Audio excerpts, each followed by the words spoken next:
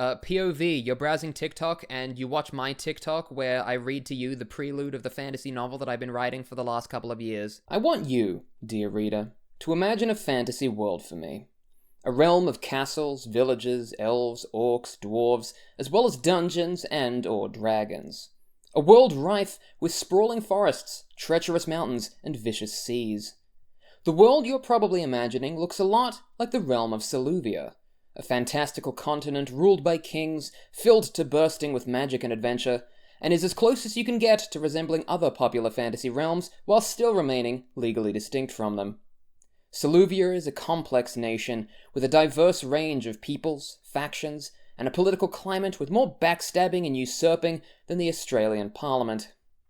If that sounds too complicated and too difficult to track, do not despair. You really don't need to care about who's in charge or how many kings have died from espionage or gout. The story I'm about to tell you isn't the kind of tale you need a bachelor's of classic literature to appreciate and understand. Instead, I'm going to keep it simple, for your sake and mine.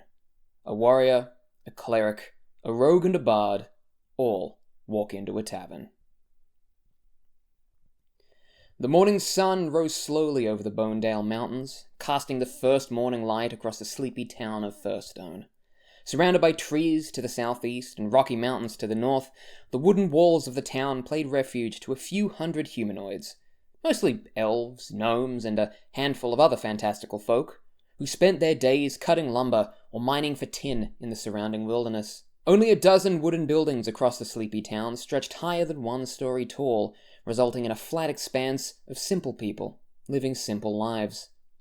One of these simple people was Marion Tilde, the first lieutenant of the Royal Firstone Town Guard. As an elf, on her mother's side at least, the 147-year-old town guard didn't look a day over 30 and sported sharp, pointed ears beneath her jet black hair. A professional-looking ponytail swung down the back of her head, and a pair of similarly professional glasses sat upon its front. The rest of her body was clad in respectable half-plate armor, bearing the emblems of the Seluvian royal crown. She took a sip from the mug of coffee she held in her hands as she walked through the hefty wooden doors of the Firstone Barracks, where the night guard, and her second-in-command, was waiting for her to arrive. He was dead asleep, but waiting nonetheless. "Get up, Henry," Marion sneered, purposefully slamming the door behind her to jostle him. Henry's eyes shot open, and with a flailing squeak, he tumbled from the stack of books he'd balanced on his chair, boosting him to a respectable height. Henry was a gnome, barely 3 feet tall, wearing the same standard-issue armor Marion was clad in, albeit 2 sizes too big for his tiny body. His oversized pauldrons clattered like dinner plates, and he shook sawdust from his beard. "Lieutenant Marion," he clambered. "I was just... I was... sleeping on the night shift," Marion finished, stowing her mug on the desk Henry was supposed to be manning. "Don't you know that danger can come at any time? Lawbreakers lurk around every corner. We're overworked and underpaid. Blah, blah, blah, blah, blah, blah, blah. Just pretend that I gave you an official reprimand, all right? It's too early in the morning for this." The elven lieutenant helped the gnomish guard up to his feet, before hoisting him up to the table so the two could stand eye to eye. "I take it you had a pretty easy night, then?" Marion asked, reaching for some scrolls that were stowed on a nearby shelf. Her face sank as she began to read the report of last night's activity, and winced when Henry's words confirmed the worst. "Not exactly," the gnomish guard chittered, tapping his curled shoes in apprehension. "There was a fight. A bar fight, down at the Boilham Brewhouse. You know, the tavern by the North Gate, run by—" "I've lived here for 70-odd years, Henry," Marion interrupted, thumbing the parchment in her hands. "What are we talking about here? A barfly fistfight? Bandits? Oh God, was it Tawner again?" Henry pondered for a second. "Maybe, not really, and no, in that order," he replied. "Whatever it was involved a couple of people from out of town. 4 of them, specifically. We managed to arrest them and lock them up, but weapons were drawn in the fight, and 3 miners are currently in the hospital." "Hells, there were kids there?" Marion cried, shocked. "Oh, no.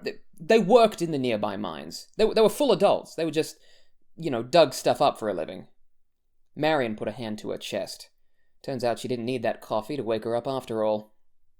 "All right, let's take stock," She paused, trying to make sense of the situation. Who are we dealing with? A pack of roving traders? Mercenaries from the Winter Fjord? You said they were from out of town, but what town are they out from? Henry scratched the balding patch on the back of his head. It's hard to say, he chuckled nervously. It doesn't look like they're from, well, anywhere. Marion turned to the gnomish guard slowly. And what exactly do you mean by that? She asked, fearing the answer that question could have. Well, Henry muttered, they don't have any form of identification. They don't look like they have any affiliation to the royal crown, or even each other, for that matter. They just look like strange wanderers working together under adverse circumstances. There was an empty pause as Lieutenant Marion stared daggers at her gnomish ally. Then, a shrill smash rung through the almost empty barracks as she hurled her mug against the wall, shattering it into wooden splinters. "Oh, this is just what I need," she exclaimed, feeling the stress of her compounding overwork catching up to her. "I can deal with drunks. I can deal with hoons. Hells, I can even deal with bandits. But this?" She leaned in close to the trembling gnome on the table, letting him feel the heat from her seething. "This is too much for a Monday morning." Henry tried to stifle his words. "What is?" Marion stood tall, pushing her misaligned glasses to the bridge of her nose with a gloved hand. She trundled to the large wooden doors at the back of the room, plunging her key into the iron lock. Her teeth grit even harder as she realized the door was already unlocked. "Prepare the interrogation room, Henry," the lieutenant barked, switching to work mode. "Bring me double the usual parchment. We'll need it for their testimonies." The gnome darted back and forth in place, getting caught up between two simple commands. "What? Why? What's so bad about these guys?" Marion opened the door with a creak, seeing exactly what she expected. Sitting in the cell were 4 individuals, a human, an elf, a hellion, and an orc.